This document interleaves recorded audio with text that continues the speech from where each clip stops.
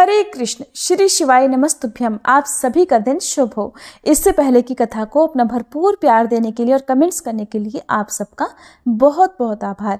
आज भी आप फाल्गुन मास महात्म्य की कथा सुनने से पहले भक्त हरिदास जी की एक और कथा सुनेंगे। एक बार श्रीमद् महाप्रभु ने अपने भक्तों के सामने कहा, मैं आज 10 प्रकार के दृश्य काव्यों में से एक अंक काव्य की विधि के अनुसार स्त्री के स्वरूप में नृत्य करूंगा। जो जितेंद्रिय हैं, केवल उन्हें ही मेरे इस नृत्य को देखने का अधिकार होगा, और जो इंद्रियों पर संयम रखने में समर्थ हैं, वे ही आज भवन के भीतर प्रवेश करें, बाकी कोई प्रवेश ना करे। श्री महाप्रभु ने सदाशिव और बुद्धिमंत खान को बुलाकर कहा कि वेशभूषा की तैयारियां करो। सबके लिए शंख, चोली, पट्ट, साड़ी और अलंकार आदि एकत्रित करो और सभी के लिए यथायोग्य वेशभूषा का प्रबंध करो।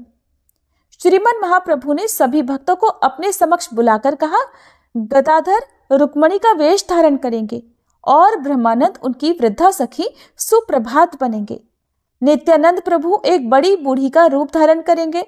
श्रीवास पंडित नारद बनेंगे और हरिदास ठाकुर कोतवाल का वेश धारण करके सभी को जगाते रहेंगे। इस प्रकार श्रीमद् महाप्रभु की आज्ञा अनुसार श्री हरिदास ठाकुर ने कोतवाल का वेश धारण करके सबसे पहले बड़ी बड़ी 2 मूछें लगाकर हंसते हंसते मंच पर प्रवेश किया। उस समय उनके सिर पर एक बड़ी पगड़ी शोभा पा रही थी और उन्होंने सुंदर धोती पहनी हुई थी। हाथ में दंड लिए वे सबको सावधान करते हुए कह रहे थे, अरे भाइयों, सावधान हो जाओ, आज जगत के प्राण स्वरूप प्रभु लक्ष्मी के रूप में नृत्य करेंगे। हाथ में छड़ी लिए हरिदास ठाकुर चारों ओर दौड़ रहे थे। उनका सारा शरीर पुलकित हो रहा था और वे कृष्ण नाम से सभी को जगा रहे थे। श्री हरिदास जी सभी को दंभ पूर्वक आह्वान करते हुए कह रहे थे, कृष्ण का भजन करो, कृष्ण की सेवा करो और कृष्ण का नाम लो। श्री हरिदास जी को देखकर सभी हंसने लगे और उनसे पूछने लगे, अरे तुम कौन हो, यहाँ क्यों आए हो? तब श्री हरिदास जी ने कहा, मैं वैकुंठ का कोतवाल हूँ और मैं सभी को जगाते हुए सब समय घूमता रहता हूँ। वैकुंठ को छोड़कर प्रभु यहाँ आ गए हैं और वे सभा में अपनी प्रेम भक्ति का वितरण करेंगे। आज वे लक्ष्मी जी के वेश में नृत्य करेंगे। तुम सभी लोग आज सावधानी पूर्वक प्रेम भक्ति को लूट लो। ऐसा कहकर श्री हरिदास जी अपने दोनों हाथों से अपनी मूंछों को ताव देते हुए मुरारी गुप्त के साथ दौड़ने लगे। उस समय दोनों की दिव्य देह प्रेम से पुलकित हो रही थी और दोनों के शरीर से श्री गैर चंद्र के विलास का उन्मेष था। इस तरह 7 दिन तक होने वाले श्रीमद् महाप्रभु की लीला श्री हरिदास जी ने कोतवाल की भूमिका निभाकर श्रीमद् महाप्रभु और सभी भक्तों को आनंद प्रदान किया। एक दिन श्रीवास पंडित जी के घर महाप्रभु के नृत्य संकीर्तन के अंत में एक ब्राह्मणी ने आकर श्रीमद् महाप्रभु के चरण पकड़ लिए और उनके चरणों की धूलि को बार बार मस्तक पर धारण करने लगी। श्रीमद् महाप्रभु को ये देखकर बड़ा दुख हुआ। उसी समय महाप्रभु वहां से भागकर गंगा जी में जा कूदे। श्री नित्यानंद प्रभु और श्री हरिदास जी ने आकर उन्हें बाहर निकाला। श्री गौर सुंदर ने 24 वर्ष की आयु में गृहस्थाश्रम त्याग कर संन्यास ग्रहण किया और श्री कृष्ण चैतन्य नाम से परिचित श्री जगन्नाथपुरी में आ गए। श्री सार्वभौम भट्टाचार्य जी के कहने पर राजा प्रताप रुद्र ने श्री चैतन्य महाप्रभु के रहने की व्यवस्था अपने राजपुरोहित श्री काशी मिश्र के भवन में कर दी थी। एक बार श्री अद्वैताचार्य, श्री शिवानंद सेन, श्री वासुदेव, श्री मुरारी गुप्त और अन्य लगभग 200 भक्तों के साथ श्री हरिदास जी भी श्रीमद् महाप्रभु के दर्शन के लिए श्री जगन्नाथपुरी आए। श्री गोपीनाथ आचार्य ने अट्टालिका से श्री सार्वभौम भट्टाचार्य और महाराज प्रताप रुद्र एक एक करके अपने सभी भक्तों का परिचय बताया। इस प्रकार भक्तों का परिचय बताते बताते श्री हरिदास जी की ओर संकेत करते हुए कहने लगे, उन्हें देखो, वे जगत को पवित्र करने वाले श्री हरिदास ठाकुर हैं। सभी भक्त श्रीमद् महाप्रभु के दर्शन करने के लिए श्री काशी मिश्र के भवन की ओर चल पड़े, किंतु मार्ग में ही उन सब को श्रीमद् महाप्रभु की भेंट हो गई। सभी भक्तों से मिलकर श्रीमन महाप्रभु को बड़ा हर्ष हुआ। श्रीमन महाप्रभु ने सभी से कुशल क्षेम पूछी और हरिदास जी को ना देखकर महाप्रभु ने पूछा, हरिदास कहाँ हैं? श्री हरिदास ठाकुर तो वहां तक भी नहीं आए जहां प्रभु मार्ग में वैष्णवों से मिले थे, बल्कि दूर से ही प्रभु का दर्शन करके वे उसी राजपथ के किनारे पर दंडवत होकर पड़े रह गए। अब प्रभु के पूछने पर सभी भक्त दौड़कर हरिदास जी को बुलाने के लिए वहीं पहुंच गए और जाकर उन्होंने कहा, हरिदास, महाप्रभु तुमसे मिलना चाहते हैं, जल्दी से उनके पास चलो। तब श्री हरिदास जी कहने लगे, मैं तो नीच जाति का होने के कारण अस्पृश्य हूँ, मुझे कोई छू नहीं सकता। श्री जगन्नाथ मंदिर के निकट राजमार्ग पर जाने का मेरा अधिकार नहीं है, क्योंकि वहां राजपथ पर तो श्री जगन्नाथ देव के सेवकों का आना जाना रहता है। इसलिए एकांत में किसी एक बगीचे में अगर थोड़ी सी जगह मुझे मिल जाए तो मैं वहीं पर पड़ा रहकर अपना समय बिता लूंगा। मेरी ऐसी इच्छा है कि मैं किसी एक ऐसे स्थान पर पड़ा रहूं जिससे श्री जगन्नाथ जी के पुजारी सेवक मुझ अछूत को छू ना पाए। अब श्री हरिदास जी के ये वचन भक्तों ने जाकर श्रीमन महाप्रभु को बताए। श्रीमन महाप्रभु हरिदास जी के विचार सुनकर बड़े प्रसन्न हुए।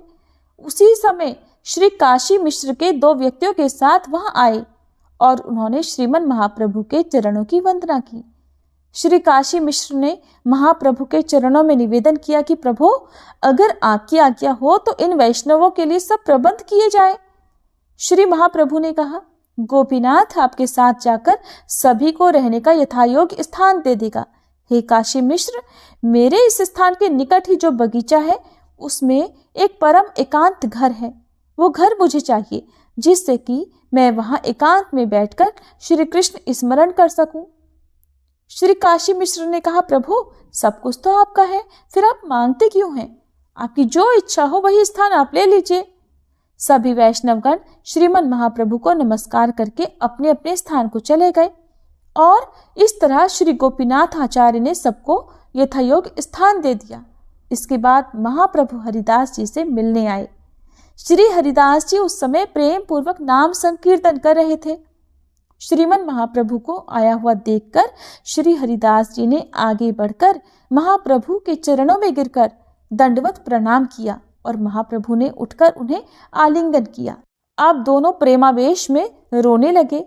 हरिदास जी ने कहा, प्रभु, आप मुझे स्पर्श मत कीजिए, मैं तो नीच जाति का और अछूत और बहुत ही अधम हूँ। तब श्रीमन महाप्रभु ने कहा, हरिदास, मैं स्वयं पवित्र होने के लिए तुम्हारा स्पर्श कर रहा हूँ। तुम में जो पवित्र धर्म है वो मुझ में तो है ही नहीं। तुम क्षण क्षण में समस्त तीर्थों में स्नान करते हो और क्षण क्षण में तुम यज्ञ, तप और दान करते हो। तुम निरंतर शास्त्रों का अध्ययन कर रहे हो और तुम ब्राह्मणों और सन्यासियों की अपेक्षा परम पवित्र हो। श्री चैतन्य महाप्रभु ने शास्त्र के वचन कहते हुए कहा कि जिनके जिह्वा के अग्रभाग पर सदैव भगवान का नाम वर्तमान रहता है वह व्यक्ति स्पष्ट होते हुए भी पूजनीय है। जो आपके नाम संकीर्तन करते रहते हैं वे ही सदाचारी हैं।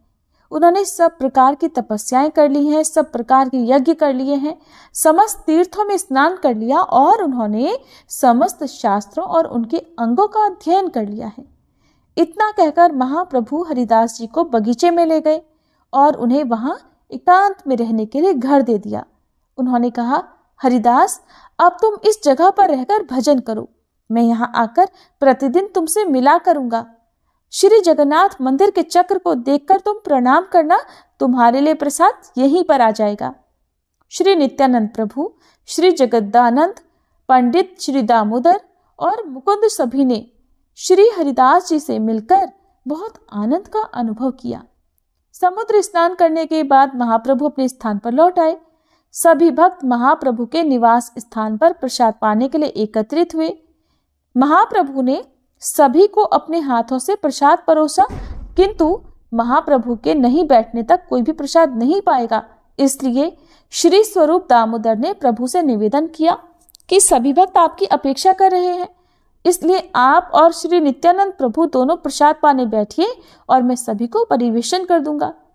तब महाप्रभु ने कुछ प्रसाद अन्न श्री गोविंद के हाथ में देकर यत्नपूर्वक उसे श्री हरिदास जी के पास भिजवाया श्री हरिदास जी के पास प्रसाद भेजने के बाद ही महाप्रभु सब सन्यासियों को बिठाकर स्वयं भी प्रसाद सेवन के लिए बैठ गए। अब श्री हरिदास जी महाप्रभु द्वारा प्रदत्त उसी कुटी में रहकर निरंतर भाव विभोर होकर नित्य प्रति 3 लाख हरिनाम करने लगे। महाप्रभु नित्य प्रति प्रातःकाल श्री जगन्नाथ देव की आरती के दर्शन करके श्री हरिदास जी को दर्शन देने के लिए स्वयं उनकी कुटी में जाते थे। ऐसा सुना जाता है कि एक बार श्री चैतन्य महाप्रभु को भगवान श्री जगन्नाथ के पुजारियों ने प्रसाद में श्री जगन्नाथ देव के प्रसादी बकुल की एक दातुन दी थी। महाप्रभु जब श्री हरिदास जी को दर्शन देने के लिए उनकी कुटिया में गए तो उन्होंने देखा कि हरिदास धूप में ही नाथे बैठे भजन में मुक्त हो गए हैं। तब महाप्रभु ने उस दातुन को उनके आंगन में ही रोपण कर दिया। देखते देखते उसने एक बहुत बड़े वृक्ष का रूप ले लिया। वह वृक्ष सिद्ध बकुल के नाम से प्रसिद्ध हो गया। आज भी श्री हरिदास जी की भजन स्थली को लोग सिद्ध बकुल के नाम से ही जानते हैं। कथा समाप्त। सभी मिलकर प्रेम से बोलिए श्री हरिदास ठाकुर जी की जय। आप सुनिए आज का अध्याय। स्कंद भगवान बोले, हे महेश्वर, जहाँ आपके हाथ से कपाल गिरा है, कृपया उस तीर्थ का महात्म्य भी बताइए। तब भगवान शिव कहने लगे कि वत्स, वह स्थान अत्यंत गोपनीय तीर्थ है। देवता और असुर सभी वहां मस्तक झुकाते हैं। ब्रह्म त्यारा मनुष्य भी वहां पर स्नान करने मात्र से ही शुद्ध हो जाता है। पाप मोचन कपाल तीर्थ में 5 तीर्थ हैं। उनमें किया हुआ स्नान, तप और दान सब अक्षय होता है।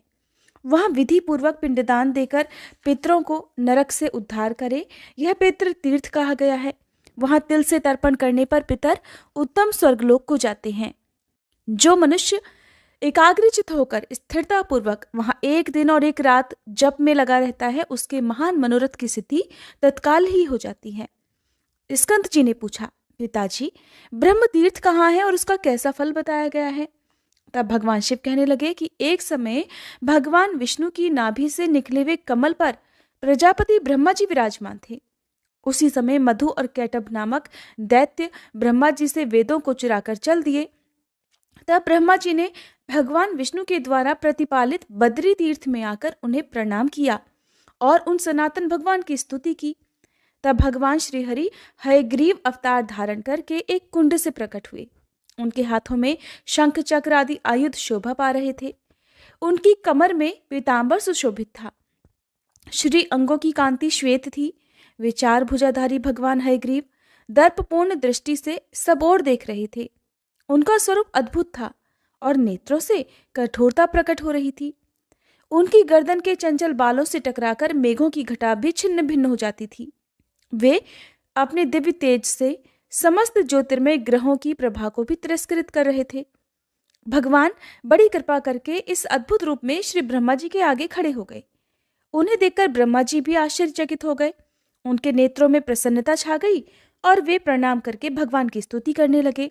जब श्री ब्रह्मा जी ने श्री विष्णु की स्तुति की तब वे शीघ्र ही वहां गए और उन दोनों दैत्यों को बांधकर उन्होंने लीलापूर्वक उन्हें मार डाला। जिसके बाद वेदों को लेकर वे ब्रह्मा जी के समीप आए और ब्रह्मा जी को देखकर स्वरूप में स्थित हो गए। तब से ब्रह्मा जी द्वारा प्रकट किया हुआ वह तीर्थ तीनों लोकों में ब्रह्मकुंड के नाम से विख्यात हुआ। उसके दर्शन मात्र से ही महापातकी मनुष्य भी पाप रहित होकर तत्काल ही ब्रह्मलोक में चले जाते हैं। जो लोग यहाँ स्नान और व्रत किया करते हैं वे ब्रह्मलोक को भी लांघकर विष्णु लोक में जाते हैं। स्कंद जी ने पूछा, फिर वेदों को पाकर ब्रह्मा जी ने क्या किया महादेव? तब महादेव जी कहने लगे कि वत्स, बद्रिकाश्रम तीर्थ देखकर चारों वेद ब्रह्मा जी के साथ जाना ही नहीं चाहते थे। तब सिद्धों के समझाने पर वेदों ने 2 स्वरूप धारण किए। द्रव रूप से तो वे बद्रिकाश्रम तीर्थ में रह गए और ज्ञान रूप से श्री ब्रह्मा जी के साथ चले गए। तब ब्रह्मा जी ने वेदों के अनुसार विधि पूर्वक तीनों लोकों की रचना की। श्री सूत जी कहते हैं, मुनिवरों, प्राचीन काल में पांड्य देश में शंकर नाम से प्रसिद्ध एक राजा हुए हैं। वे बड़े ब्राह्मण भक्त, सत्य प्रतिज्ञ और यज्ञनिष्ठ तथा धर्मात्मा थे। चारों वर्णों और आश्रमों का धर्मपूर्वक पालन किया करते थे। वे भगवान विष्णु और शिव जी के समान रूप से उपासक थे। महात्मा ब्राह्मणों को बड़े बड़े दान देते थे। एक दिन बुद्धिमान राजा शंकर शिकार खेलने के लिए तपोवन में गए और वहां दुर्गम और रमणीय प्रदेशों, पर्वतों और गुफाओं में घूमने लगे। वन के एक भाग में व्याघ्र चर्मधारी, शांत, जितेंद्रिय और मन को वश में रखने वाले एक मुनि गुफा के भीतर निवास करते थे। राजा ने उन्हें दूर से देखा तो व्याघ्र ही समझा और बड़ी तेजी से झुकी हुई गांठ वाले बाण का प्रहार करके उन्हें मार डाला। राजा के उस बाण ने पति के पास बैठी हुई पतिव्रता मुनि पत्नी को भी मार डाला। माता और पिता दोनों को मरा हुआ देखकर उनका पुत्र अत्यंत दुख से पीड़ित होकर कातर भाव से वन में रोने और विलाप करने लगा कि हाँ माता, तुम दोनों ही मुझे छोड़कर कहाँ चले गए। पिताजी, अब मुझे वेद शास्त्र कौन पढ़ाएगा। माँ, कौन मुझे शिक्षा के साथ भोजन देगी। हाय तात, आप तो परलोकगामी हो गए, अब मुझे सदाचार की शिक्षा कौन देगा। हाय, किस पापी ने अपने बाणों से बिना किसी अपराध के आप दोनों को ही मार डाला। आप ही दोनों मेरे गुरु और मेरे प्राण थे, सदा तपस्या में ही लगे रहते थे, तो भी न जाने किस पापी के हाथों आप मारे गए। इस प्रकार ऐसा कहकर उन दोनों दंपत्ति का पुत्र फूट फूट कर रोने लगा। उसका रोना सुनकर वन में विचरने वाले राजा शंकर तुरंत ही उस शब्द की ओर लक्ष्य करके उस गुफा के पास जा पहुंचे। उस वन के रहने वाले मुनि भी इतना कोलाहल सुनकर और उस बालक का रोना सुनकर उसी आश्रम पर एकत्रित हो गए। मुनियों ने बाण से भरे हुए मुनि और उनकी पत्नी को देखा। पास में ही धनुष धारण किए हुए राजा शंकर पर भी उन्होंने नजर डाली तथा माता पिता के लिए विलाप करते हुए उस मुनि कुमार को भी देखा। उसे देखकर वे अत्यंत व्याकुल हो उठे और रो मत ऐसा कहते हुए उस कातर बालक को धीरज बंधाने लगे। मुनि कहने लगे, बेटा, धनी, दरिद्र, मूर्ख, पंडित, मोटे अथवा पतले, सभी जीवों के प्रति यमराज का समान बर्ताव होता है। कोई वन में रहता हो या नगर में या गांव में, पर्वत पर रहता हो या दूसरे किसी स्थान में, सभी जंतुओं को एक दिन मृत्यु के वश में जाना ही होता है। वत्स, गर्भ में रहने वाले, जन्म ग्रहण कर चुकने वाले, बालक, जवान और बड़े बूढ़े सभी जीवों को यमलोक की यात्रा अवश्य ही करनी पड़ती है। ब्रह्मचारी, गृहस्थ, वानप्रस्थ और सन्यासी सबको समय आने पर यह शरीर त्यागना होता है। महामते, द्विजपुत्र, ब्राह्मण, क्षत्रिय, वैश्य, शूद्र और वर्ण संकर सबको एक दिन यमलोक जाना होता है। देवता, मुनि, यक्ष, गंधर्व, नाग, राक्षस तथा अन्य सब प्राणी भी नाश को प्राप्त होते हैं, इसलिए तुम्हें शोक नहीं करना चाहिए। अद्वितीय सच्चिदानंद स्वरूप जो उपनिषद प्रतिपादित ब्रह्म है, उनका जन्म, मरण और वृद्धि को प्राप्त होना नहीं बनता। ये 9 द्वारों वाला शरीर मल मूत्र का भांड है, पीप और रक्त का घर है। पानी के बुलबुले के समान ये क्षण भंगुर है और इसमें कीड़ों का ढेर अर्थात कीटाणुओं का समुदाय भरा हुआ है। काम, क्रोध, भय, द्रोह, मोह और मात्स्य का एकमात्र कारण ये शरीर ही है, इसलिए तुम अपने माता और पिता के लिए शोक मत करो। वे दोनों अपने कर्मवश इस शरीर को, इस घर को छोड़कर कहीं चले गए हैं। तुम अपने कर्मवश इस भूतल पर वर्तमान हो। जब तुम्हारे प्रारब्ध कर्म का क्षय होगा तब तुम भी मर जाओगे। तब तुम उनके लिए शोक क्यों कर रहे हो? क्या मरने वाला प्रेत मरे हुए प्रेत के लिए शोक करे? तुम्हारी माता और पिता जब उत्पन्न हुए थे उस समय तो तुम्हारा जन्म भी नहीं हुआ था, इसलिए तुमसे उनकी गति भिन्न है। अगर तुम्हारी और उनकी समान गति होती तो तुम भी तो उन्हीं के साथ चले जाते। जिस बाण से वे मरे हैं उसी से तुम भी मर गए होते और वे मरकर जहां गए हैं वहीं तुम भी पहुंच जाते। ऐसा नहीं हुआ।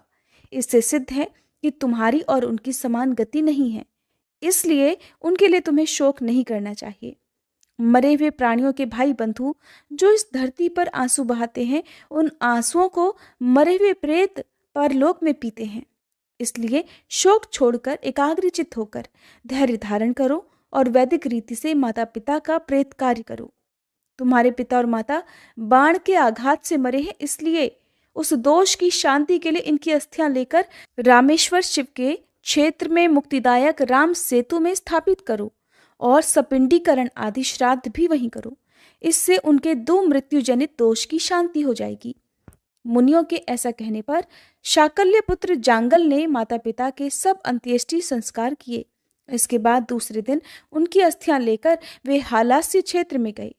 हालास्य क्षेत्र से रामेश्वर क्षेत्र में जाकर मुनियों के बताए अनुसार वहां उन अस्थियों को डाल दिया और वहीं रहकर 1 वर्ष पूरा होने तक सभी श्राद्ध आदि कार्य भी संपन्न किए। वर्ष भर निवास करने के बाद एक दिन जांगल मुनि ने रात को सपने में अपने माता पिता को देखा। उन दोनों ने ही अपने अपने हाथों में शंख चक्र गदा आदि धारण कर रखे थे। दोनों ही पद्ममाला और तुलसी की माला से विभूषित होकर गरुड़ की पीठ पर बैठे थे। उनके कानों में मकराकृति कुंडल झिलमिला रहे थे। कौस्तुभ मणि उनके वक्ष स्थलों को अलंकृत कर रही थी। मुनिपुत्र ने इस प्रकार की झांकी में अपने माता पिता का दर्शन करके मन ही मन बड़ी प्रसन्नता का अनुभव किया। इसके बाद जांगल मुनि फिर से अपने आश्रम में आकर सुखपूर्वक रहने लगे। उन्होंने माता पिता के विषय में सपने में देखा हुआ वृतांत वहां के सभी ब्राह्मणों को बड़ी प्रसन्नता के साथ सुनाया। सुनकर वे सब मुनि बड़े प्रसन्न हुए। इधर जांगल को अंत्येष्टि संस्कार का आदेश देने के पश्चात राजा शंकर की ओर देखकर उन सभी महर्षियों ने उस समय बड़ा भारी क्रोध किया था। वे उन्हें कोसते हुए बोले, महामूर्ख पांड नरेश, तूने क्रूरतावश ब्राह्मण की हत्या की है। तुझे स्त्री हत्या और ब्रह्म हत्या का पाप लगा है। इसलिए तू जलती हुई अग्नि में जलकर अपने शरीर का त्याग कर दे, नहीं तो सैकड़ों प्रायश्चित करने पर भी तेरी शुद्धि कभी नहीं होगी। तेरे साथ वार्तालाप करने से दूसरों को भारी पाप लग जाएगा। मुनियों के ऐसा कहने पर राजा शंकर ने कहा, महात्माओं, ऐसा ही हो। मैं ब्रह्मत्या की शुद्धि के लिए आपके पास में ही अग्नि प्रज्वलित करके अपने शरीर की आहुति दे दूंगा। आप लोग मुझ पर कृपा करें, जिससे शरीर त्याग देने पर मेरा यह पाप नष्ट हो जाए। सब मुनियों से ऐसा कहकर पांड्य नरेश ने अपने मंत्रियों को बुलाकर कहा, हे सचिव गणों, मैंने अनजाने में ब्रह्म हत्या और क्रूरतापूर्ण स्त्री हत्या कर डाली है, जो महानरक प्रदान करने वाली है। इस पाप की शुद्धि के लिए मैं बड़ी बड़ी लपटों वाली प्रज्वलित अग्नि में मुनियों की आज्ञा से अपने शरीर को त्याग दूंगा। तुम जल्दी से लकड़ियां लेकर आओ और उसके द्वारा अग्नि को प्रज्वलित करो। मेरे पुत्र सुरुचि को शीघ्र ही राज सिंहासन पर बिठा देना। राजा के इस प्रकार आज्ञा देने पर मंत्री लोग रोने लगे और कहने लगे, हे पांड्यनाथ, हे महाराज, आप तो शत्रुओं पर भी स्नेह रखने वाले हैं। आप सभी को अपने पुत्र की तरह पालते हैं। हम आपके बिना देवपुरी के समान सुंदर अपनी राजधानी में कैसे जाएंगे? हम वहां कभी प्रवेश नहीं करेंगे। हम भी आपके साथ प्रज्वलित अग्नि में प्रवेश कर जाएंगे। मंत्रियों का प्रलाप सुनकर पांड्य नरेश शंकर ने उन्हें समझाते हुए कहा, मंत्रियों, मुझ महापातकी राजा को लेकर अब क्या करोगे? अग्नि में प्रवेश करने के लिए जल्दी लकड़ियां इकट्ठा करो। उनके ऐसा कहने पर मंत्री लोग जल्दी ही लकड़ियां लेकर आ गए। राजा ने देखा कि लकड़ियों में अग्नि प्रज्वलित हो उठी है। तब उन्होंने स्नान और आचमन करके शुद्ध चित्त होकर मुनियों के समीप उस अग्नि की परिक्रमा की। फिर उन मुनियों की भी परिक्रमा करके अग्नि और मुनि दोनों को प्रणाम किया। इसके बाद भगवान शंकर का ध्यान करके राजा धैर्य पूर्वक जैसे ही अग्नि में गिरने को तैयार हुए, तुरंत ही सब ऋषि मुनियों के सुनते सुनते एक आकाशवाणी हुई, राजा शंकर, तुम अभी अग्नि में प्रवेश मत करो। महामते, तुम्हें ब्रह्मत्या के कारण भय नहीं करना चाहिए।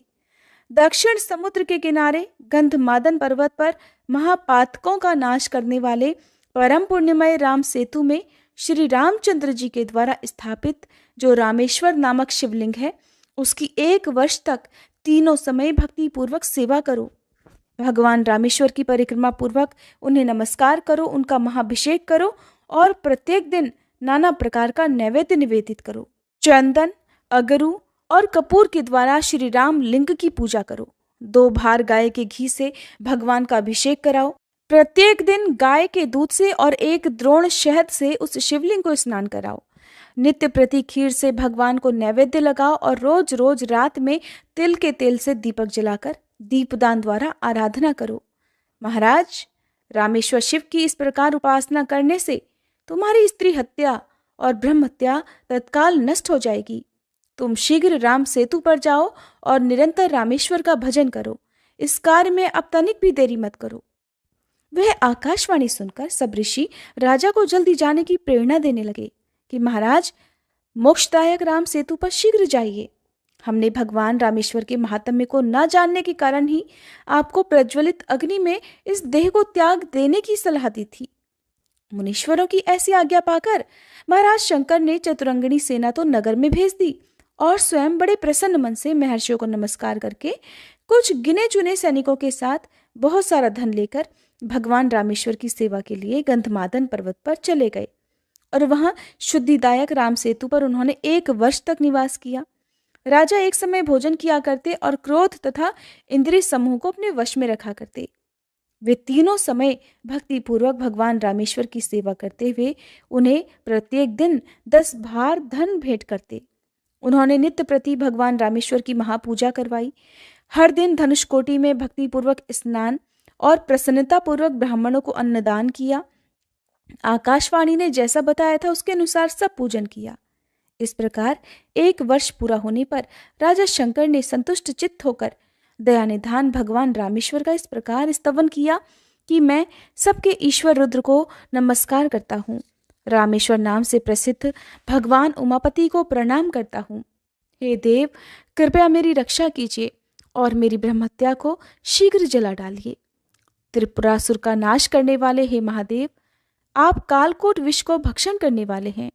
हे दया सिंधु, आप मेरी रक्षा कीजिए और मुझे स्त्री हत्या रूपिणी पाप से छुड़ाइए। हे गंगाधर, हे रामनाथ, हे त्रिलोचन प्रभु, आप अपनी कृपा दृष्टि से मेरा पालन कीजिए। हे प्रभु, मेरे सभी पापों का नाश करके आप मुझे शुद्ध बना लीजिए। आप मुझे शुद्धि देने वाले हो। जो आनंद स्वरूप और सच्चिदानंद घन है, उन रामेश्वर शिव को मैं बारंबार नमस्कार करता हूँ। मेरे सभी पाप नष्ट हो जाएं। इस प्रकार रामेश्वर महादेव की भक्ति पूर्वक स्तुति करते हुए राजा शंकर के मुख से अत्यंत भयानक ब्रह्महत्या निकली, जो नील वस्त्र धारण करने वाली और अत्यंत क्रूर थी। उसके सिर के बाल रक्त की तरह लाल थे। राजा के मुख से निकली हुई उस विभत्स ब्रह्महत्या को भगवान शंकर की आज्ञा से भैरव ने त्रिशूल से मार डाला। तब भगवान रामेश्वर ने राजा से कहा कि हे पांडे नरेश महाराज, मैं तुम्हारे इस स्तोत्र से प्रसन्न होकर तुम्हें वर देना चाहता हूँ। तुम कोई मनवांचित वर मांगो। स्त्री हत्या और ब्रह्महत्या से जो तुम्हें दोष लगा था वह अब निकल गया। तुम अब शुद्ध हो चुके हो, निष्पाप हो गए हो। पहले की तरह अपने राज्य का पालन करो। और राजन, मेरी सेवा करने वाले मनुष्य फिर संसार में जन्म नहीं लेते, वे मेरे सायुज्य मोक्ष को प्राप्त कर लेते हैं। जो मनुष्य इस स्तोत्र द्वारा भक्ति पूर्वक मेरी स्तुति करेंगे, उनके महापातकों की राशि को मैं अवश्य ही नष्ट कर दूंगा। अब तुम इच्छानुसार वर मांगो। तब राजा बोले, हे महेश्वर, मैं तो आपके दर्शन मात्र से ही कृतार्थ हो गया हूँ। इस समय मुझे इससे बढ़कर मांगने योग्य कोई वस्तु ही नहीं प्रतीत होती। आपके दोनों चरण कमलों में मेरी अविचल भक्ति सदा बनी रहे, बस ऐसा आशीर्वाद आप मुझे दीजिए। तब तथास्तु कहकर भगवान रामेश्वर ने राजा पर अनुग्रह किया और वे पुनः उसी शिवलिंग में अंतर्ध्यान हो गए। भगवान रामेश्वर की कृपा प्राप्त करके राजा भी कृतार्थ हो गए और उन्हें प्रणाम करके अपनी पुरी को चले गए। उन्होंने वनवासी मुनियों को ये सारा वृतांत बतलाया। तब उन मुनियों ने प्रसन्नचित होकर राजा को पुनः उनके राज्य पर अभिषिक्त किया। इसके बाद अंतकाल आने पर राजा ने रामेश्वर शिव का ध्यान करते हुए अपनी देह का त्याग किया और भगवान रामेश्वर के सायुज्य मोक्ष को प्राप्त कर लिया। जय भोलेनाथ। आज के अध्याय में बस इतना ही। इसके आगे की कथा आप सभी आने वाले अध्याय में जरूर सुनिएगा।